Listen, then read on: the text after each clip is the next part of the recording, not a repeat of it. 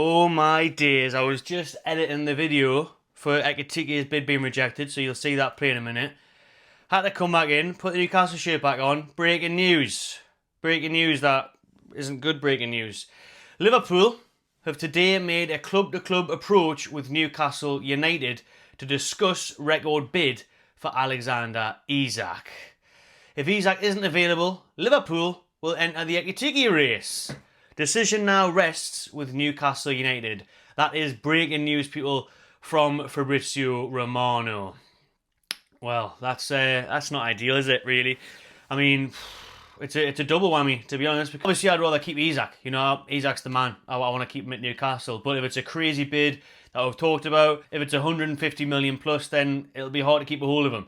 And Isak, it might be hard to keep a hold of his desires as well, because he'll look at Liverpool and think, Premier League champions, all the rest of it. So, yeah, that's a tough one to take, and that does look real now, that Liverpool are very much interested in Isak. We've heard all the rumours for ages now. It still doesn't mean out for me officially. Romano might be saying here, I'm looking at my laptop by the way, that the club-to-club approach has been made to discuss the record bid. Doesn't say what that record bid is, so that's going to be taken into account, of course.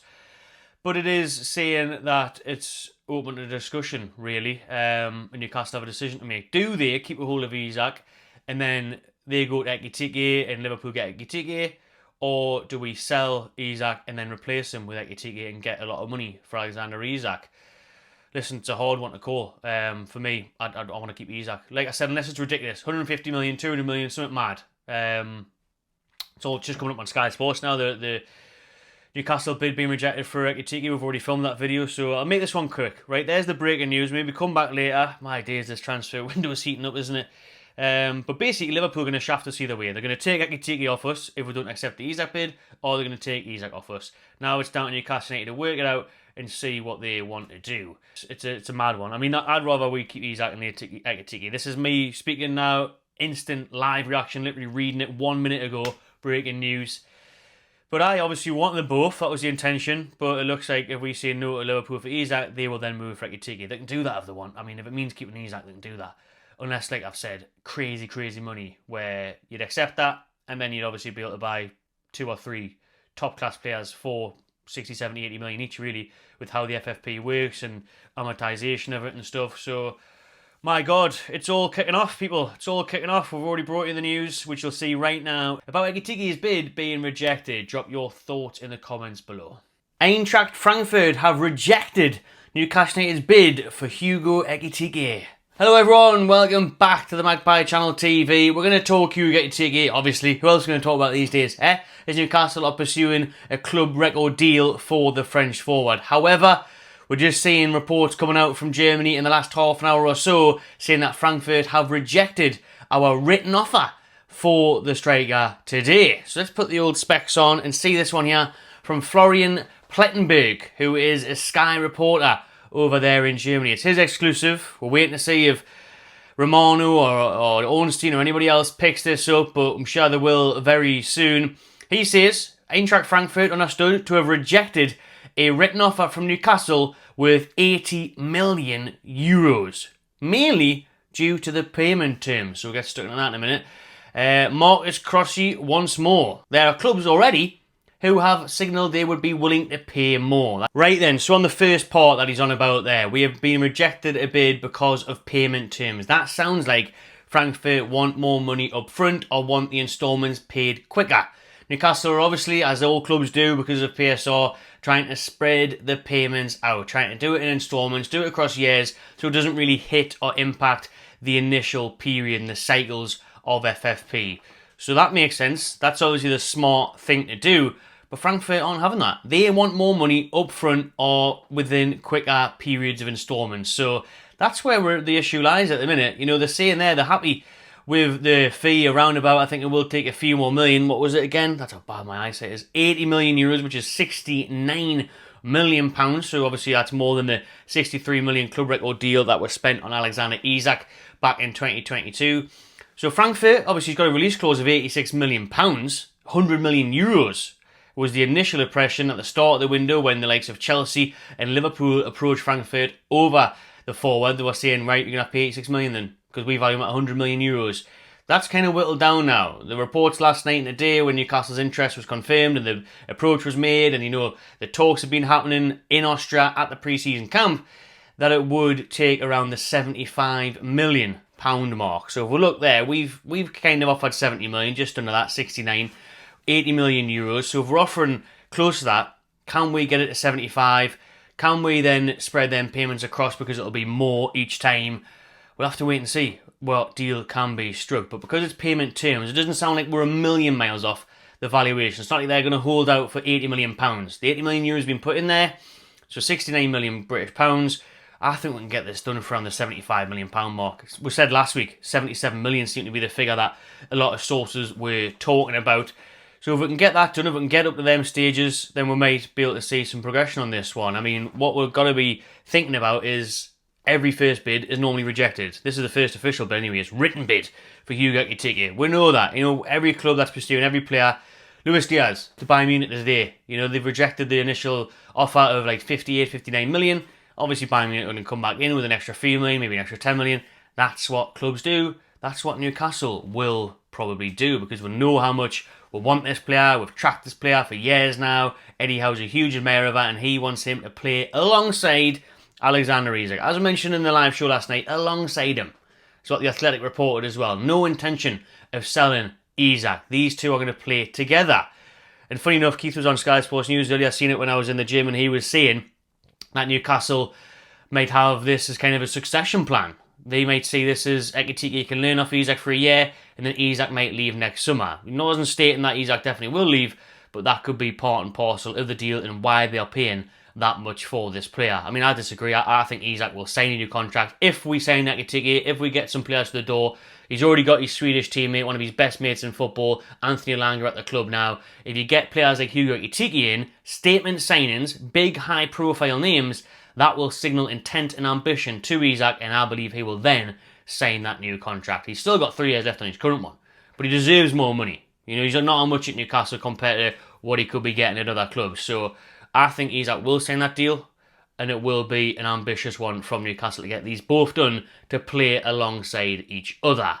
But back onto the remark then from Sky Germany, from that Plenty goal, and when he said other clubs have signalled that they will pay more than what Newcastle are currently offering. So Frankfurt know that the other clubs that are interested, apparently it's Man United, Liverpool, that they will offer a bigger fee. Well, funny that, isn't it? Because why haven't they then? We haven't even heard that these clubs are in talks. They inquired earlier in the window. David Ornstein has said that for Liverpool to get him, other things would have to fall into place. They are not going to go in and offer money for him right now. So if Frankfurt want to wait around, then they're going to have to wait a while. I suppose they're in no rush. They're not desperate to sell. They made a lot of money off Omar Mamouche from Man City earlier in the year. A lot of money from Koulibaly. So they don't need to sell. They've got Champions League next year. It's not going to be an easy deal to do, as I've said all along. It's really not. But these other things where they're saying, this club's going to pay more. Funny that, because they're not even in talk. So when are they going to do that then? So it feels like this could get a bit messy. It feels like this could definitely get into a bidding war, and that's most certainly what Newcastle don't want. No more sagas. We had enough of that last summer with Mark Gahey, and we don't want this to drag out, because I see a lot of conspiracy theories and negative Nancy's going around saying, oh man, this is just a ploy to get Liverpool to buy, and we're just getting used, it's not going to happen.